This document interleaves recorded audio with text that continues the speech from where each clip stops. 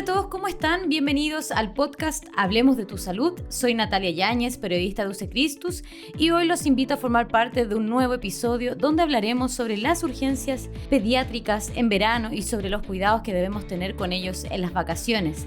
Para conversar sobre este tema estamos con la doctora Viera Morales, ella es pediatra de urgencia de nuestra red de salud. Hola doctora, bienvenida y muchas gracias por participar con nosotros. Hola Natalia, muchas gracias por la invitación y darme un espacio para poder compartir con ustedes y con los papás de los niños algunos tips y ayudas para que pasen un mejor verano y más seguro. Doctora, para partir nuestra conversación quisiera que abordásemos cuando tomamos la decisión de salir de vacaciones con los niños. ¿Es necesario tomar ciertas precauciones para evitar algunas complicaciones? ¿En qué nos deberíamos preparar para salir de casa? Mira, la verdad es que son cosas que en realidad uno tiene como en la cabeza siempre porque es papá o porque ha tenido hermanos, pero en el fondo cosas prácticas que uno puede hacer es armar un botiquín básico, ¿ya? En ese botiquín uno puede tener paracetamol, ibuprofeno. Uno confía que en el fondo las personas llevan a sus hijos a control, entonces tienen alguna idea de las dosis, pero en el fondo medicamentos que te pueden ayudar en cualquier condición en general son los básicos. No hay que llevar cosas tan complejas porque si no uno finalmente se termina confundiendo. Pero poner paracetamol, ibuprofeno para hacer algún aseo, aunque en general si uno quiere hacer aseo de heridas puede ser solo con un suero o incluso con agua. Parchecurita y yo te diría que antialérgicos como medidas generales. Con eso uno debiera más o menos tener cubiertas las cosas más básicas. Y obviamente, y lo vamos a hablar con detalle más adelante probablemente, el tema del protector solar que es como fundamental. Ajá. En las vacaciones de verano también siempre se pide tener consideración con el tema de la hidratación, ¿cierto? Y también de tener una alimentación saludable, puesto que hay muchos niños que pudiesen intoxicarse o tener problemas digestivos. ¿Por qué se podría dar esto y qué debiesen hacer los padres en esos casos? Bueno, en general uno cuando sale de vacaciones puede ir a lugares distintos a comer, que es habitualmente como el mayor riesgo donde uno puede infectarse o contagiarse o incluso intoxicarse con algo. Entonces, lo ideal es como ir a lugares autorizados, a lugares que tengan las medidas sanitarias que corresponden, tratar de evitar comer en la calle, en el fondo, en lugares en que uno pueda no tener seguridad de que hay un buen lavado de manos o que se toma incluso la medida de usar agua potable, etc. Fundamentalmente los problemas que tenemos son con la manipulación de los alimentos, la mala manipulación de los alimentos. Si uno va a lugares en que en el fondo tenga duda de eso, es mejor evitar consumir alimentos ahí y eso sirve tanto para los niños como para los adultos. Ahora, el tema también que uno puede en el fondo evitar es el tema del consumo de aguas que no sean seguras. En el fondo, si uno va a algún lugar, algún camping o algún lugar fuera más rural, llevar agua embotellada es mejor que consumir un agua que uno no está seguro que va a ser potable o eventualmente que venga de algún pozo, algún lugar en donde no tenga las condiciones necesarias. Pero en general, teniendo precaución con el agua y con la manipulación de los alimentos, uno no debiera correr riesgo de enfermarse de estómago, tener diarreas o cuadros así más complejos. ¿Y en qué casos, doctora, es necesario llevar a los niños a la urgencia en este tema?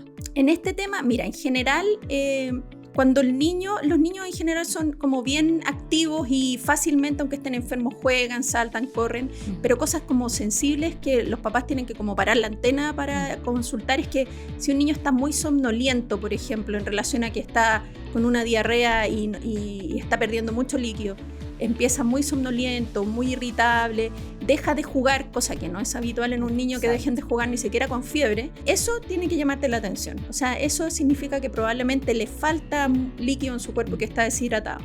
Y la otra cosa que uno puede fijarse como papá, que es sencilla de ver, es que deje de hacer pipí. En el fondo, si pasan más de 4 a 6 horas en que no hace pipí el niño, eso también es raro, es llamativo y eso es mejor consultar. Esas dos cosas son como de hidratación fáciles en que uno se puede dar cuenta. Si es que uno está en un lugar distante y uno logra reponerle los líquidos al niño, a pesar de que en el fondo tenga una diarrea importante, no le va a pasar nada y así puede ir controlando. Mientras el niño esté despierto, activo y haga pipí, estamos bien. Eso es lo primero y como lo más importante y fácil. Y lo segundo es que en general las diarreas en los niños no tienen como en la diarrea misma nada raro, sino que es solo líquido habitualmente. Pero si ven pus o sangre en la diarrea misma, también es un signo de alarma y ahí es mejor acercarse a algún centro. No es tan urgente como con una deshidratación. No es que tengan que salir volando al centro más cercano y si están en la cordillera bajar inmediatamente. Pero en el fondo es una cosa que uno tiene que tener atención y ahí, con mayor razón, hidratar más aún hasta que lleguen a un lugar seguro donde lo puedan evaluar. Durante las vacaciones de verano hay varios temas que los papás tienen que considerar cuando salen a otros lugares, ¿cierto? O también quedándose en la casa. Por ejemplo, en verano siempre se habla de la llegada de las picaduras de los mosquitos. O también las abejas, avispas y también arañas de rincón. ¿Qué hacer para evitar estos tipos de alergia, doctora? ¿Y en qué casos ir a una urgencia también por estas mosquitos y arañas? En las consultas de urgencia es muy frecuente en el verano ver niños con picaduras, muy frecuente, una de las consultas más frecuentes. Y habitualmente hay cosas que son importantes de aprender. En general en Chile, si hablamos de Chile, no hay ningún bicho, insecto que sea peligroso en sí mismo, salvo la araña de rincón y la araña del trigo. Pero en el fondo, todo el manejo de las picaduras de insectos es más o menos igual, ¿ya? Eso significa que si a uno lo pica un insecto o lo muerde una araña, uno tiene que lavar la zona de la picadura, lavarla con abundante agua, puede poner hielo local si es que está con mucha inflamación en el lugar, y puede dar algún analgésico si está con mucho dolor, un paracetamol o un ibuprofeno. Si está en un lugar aislado, lejos de alguna tensión y lleva en su botiquín el antialérgico, incluso puede dar antialérgico y eso está bien. Tratar de evitar dar corticoides porque en general la gente anda con corticoides fácilmente y les dan corticoides a los pacientes y eso no es la atención de primera línea. Uno trata de evitar los corticoides de primera línea, ¿ya? Ahora, eso es una cosa que tiene que ver con la picadura o la mordedura en sí mismo. Otra cosa es que cualquier herida o cualquier puerta de entrada en la piel es un riesgo de infección. Y eso no tiene que ver con el insecto, ni con el animal, ni con el mosquito. Tiene que ver con que nosotros en la piel tenemos bacterias, todos los seres humanos. Entonces, si tenemos una herida, eso se considera una puerta de entrada. Y si tenemos la mala suerte que justo ahí hay muchas bacterias, van a infectar y eso es el riesgo. Finalmente, ese es el riesgo de cualquier herida, la infección. Pero es súper importante que la gente sepa que no tiene que ver con el bicho, ¿no? Porque el bicho sea más feo, más grande o más chico o lo que sea, va a ser peor. Tiene que ver con que si tú tienes ahí muchas bacterias o tus defensas no están tan buenas, te vas a infectar con tus propios bichos. Entonces ahí es una cosa importante de estar atento. Si después de una herida, una mordedura, una picadura, uno empieza con fiebre alta, dolor en la zona, enrojecimiento, mucho calor local y mucho dolor, uno tiene que consultar, porque ahí lo que pasó no es que el bicho era peligroso, lo que pasó es que uno se infectó por sus propias bacterias que viven tranquilas hasta que no pueden entrar en el fondo. Si entran ya pueden infectar. Doctora, estoy pensando, no sé, en los campings o en las piscinas, generalmente se da esto y los niños están a pies descalzos y pisan la abeja o la avispa también, que es otro de los mosquitos que están ahí durante esta época. ¿Qué es lo recomendable? En el fondo es como que siempre los niños anden con zapatos. Sí, el zapato es recomendable, pero... sí, es recomendable siempre por varios motivos, porque se pueden caer si andan a pie pelado, porque se pueden quemar. Nos toca ver en verano quemadura de las plantas de los pies en los niños por los bordes de las piscinas, por ejemplo, porque se calienta mucho el cemento o lo que sea alrededor.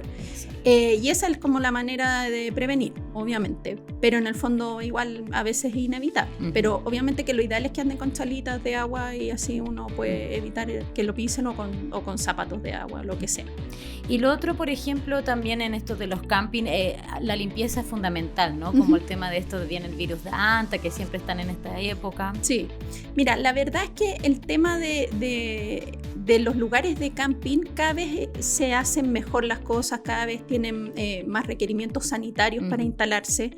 Efectivamente, los riesgos de enfermedades como la anta están en lugares en que habitualmente son sitios cerrados. son sitios en los que está el ratón que lo porta en el fondo, pero son lugares en que han sido deshabitados, que han estado cerrados y en que el ratón ha estado adentro.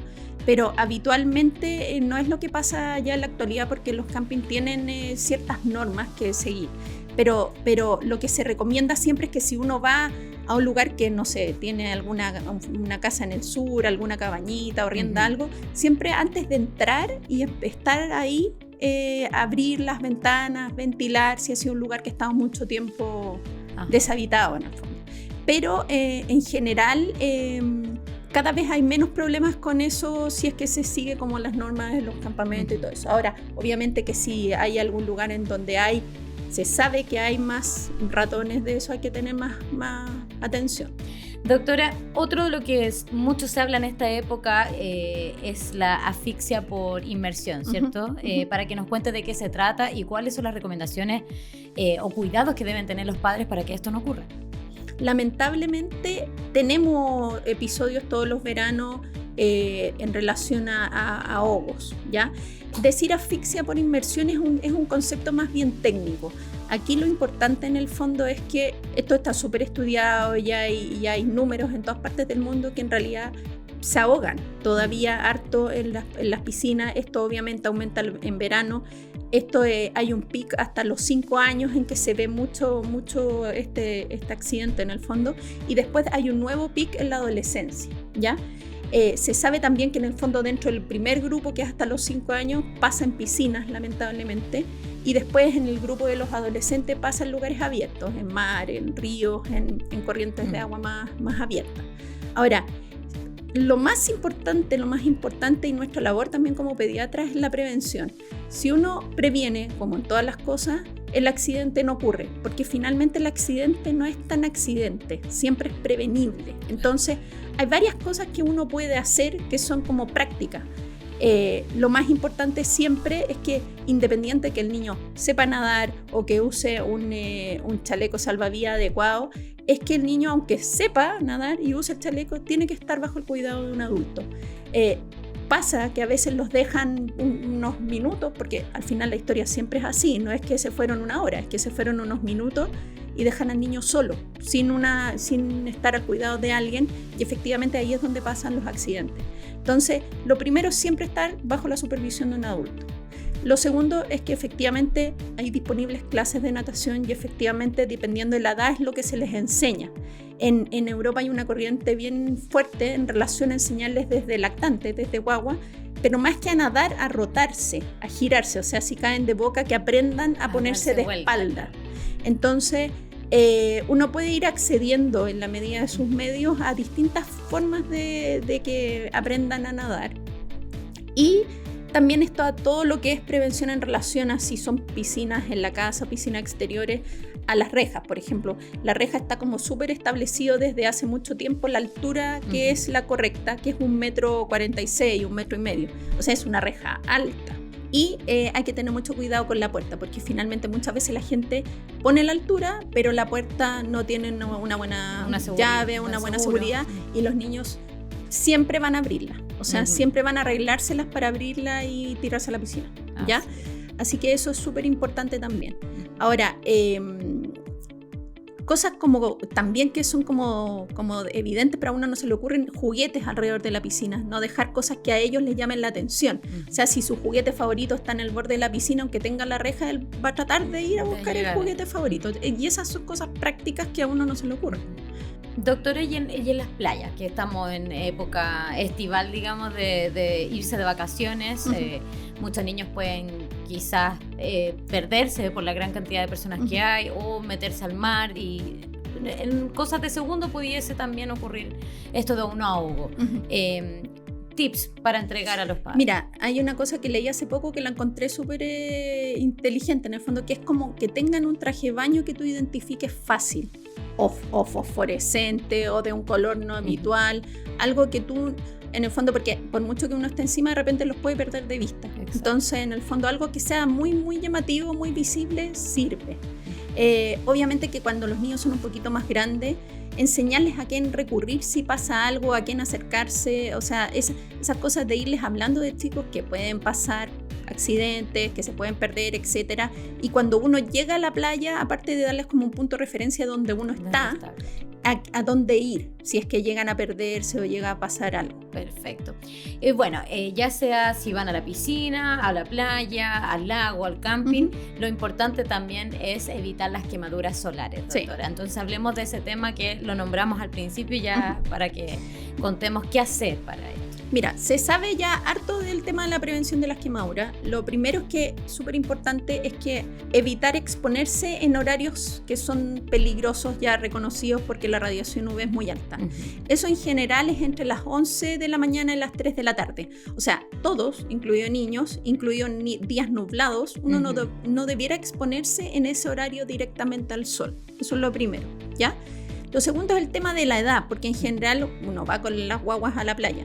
Uno, menores de 6 meses, por ningún motivo exponerlos al sol. En ningún horario, digamos, no, ni antes de las 11 ni después de las 3, ¿ya? Eso es como lo primordial. Lo segundo es que uno debiera, antes de salir, una media hora antes de salir, aplicarse por primera vez el bloqueador antes de exponerse. O sea, yo siempre recomiendo que lo hagan en la casa, no en la playa cuando llegaron. Ya están. Porque cuando ya están en la playa, ya están en el río, el niño lo único que va a querer es meterse al agua. Entonces, si tú te pones el traje de baño en la casa y te echas el bloqueador al tiro.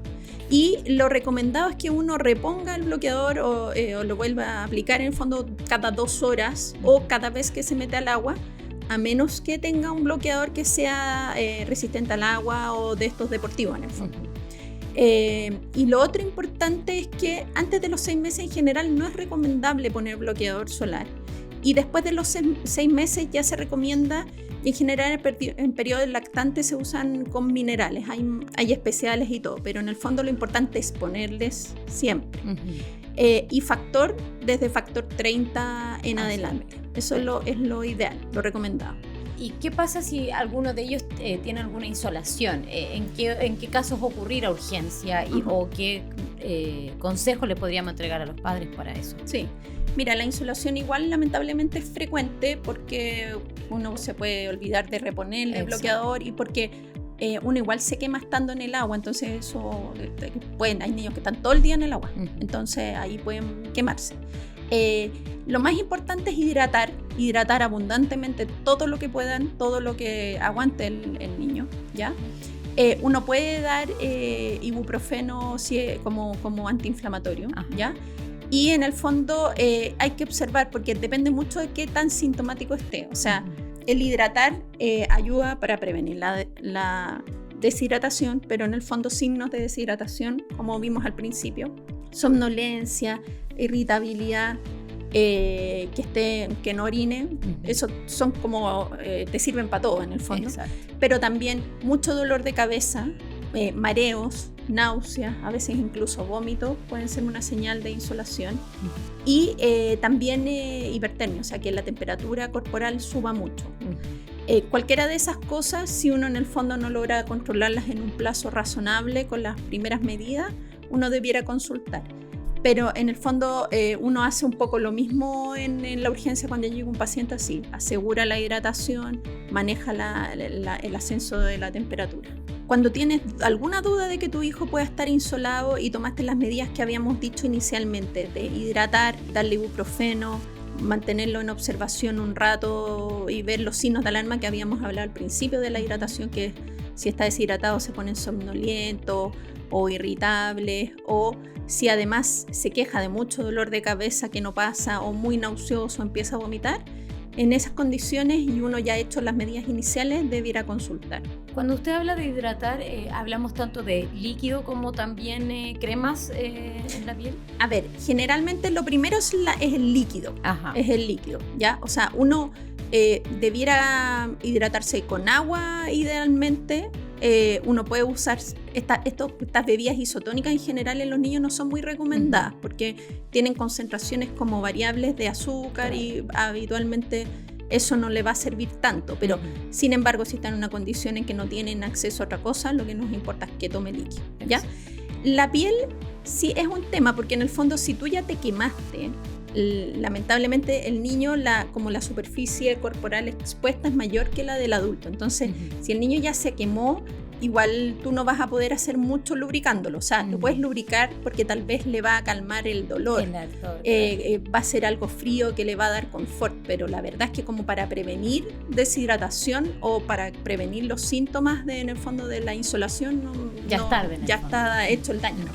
Por eso tenemos que prevenir. Pero es bueno también usar, por ejemplo, estos que hablan de aloe vera o como estas cositas más frescas para calmar el... No está nada muy demostrado. Lo importante es que tú lo lubriques. Si tienes acceso a una crema normal, idealmente, qué sé yo, algo de uso dermatológico, incluso dentro del mercado, igual hay cosas que no son tan caras. Bien, si no, una crema cualquiera te va a servir igual. Perfecto. Doctora, en UC Cristo nosotros disponemos de servicio de urgencia, de emergencia y también de servicio de rescate. Cuénteme dónde estamos, cómo la gente puede acceder a esto. Sí, mira, nosotros tenemos una red de urgencia, tenemos urgencia tanto en la Clínica San Carlos de Apoquindo, que es una urgencia general, o sea, hay pediatría, traumatología y adulto. Tenemos urgencia en Marcoleta, también es una urgencia general. En el hospital clínico. En el hospital clínico de Marcoleta, sí. Y también tenemos una emergencia en San Joaquín, que está en el fondo en el campus de la Universidad Católica, que eso es Metro San Joaquín. Que tenemos también una emergencia con urgenciólogos de adultos que también están entrenados para ver niños. Y todo eso en el fondo está apoyado por una unidad de rescate, en el fondo, que son nuestras ambulancias, que están dispuestas en un lugar más central para poder ir a los diferentes lugares y trasladarlos a los pacientes dependiendo de los requerimientos, en el fondo. Hay pacientes que uno puede resolver en la urgencia y hay pacientes que lamentablemente hay que hospitalizarlos, hay que darles más apoyo. Y uno puede acceder a esa unidad de rescate con el número 800-265-265, que es nuestra central. Bueno, doctora, muchas gracias por entregarnos todas estas recomendaciones y para que los padres y sus hijos puedan disfrutar las vacaciones, pero con mucha responsabilidad y estar informados. Sí, gracias por la invitación y de nuevo, lo más importante es estar ahí, es acompañarlos y poder disfrutar en familia, pero tener precaución y prevenir, porque al final los niños son niños en todas partes y van a querer jugar y salir y correr, entonces es uno el que tiene que estar ahí cuidándolo. En UC Christus ponemos a tu disposición profesionales especializados en medicina de urgencia, tecnología de avanzada para el diagnóstico, tratamiento y todo el respaldo de las especialidades de la medicina UC. Nos pueden encontrar en el Hospital Clínico, Clínica San Carlos de Apoquindo y en la emergencia de Centro Médico San Joaquín. Gracias por conectarte al podcast Hablemos de tu Salud. Nos escuchamos en un nuevo episodio. Hasta pronto.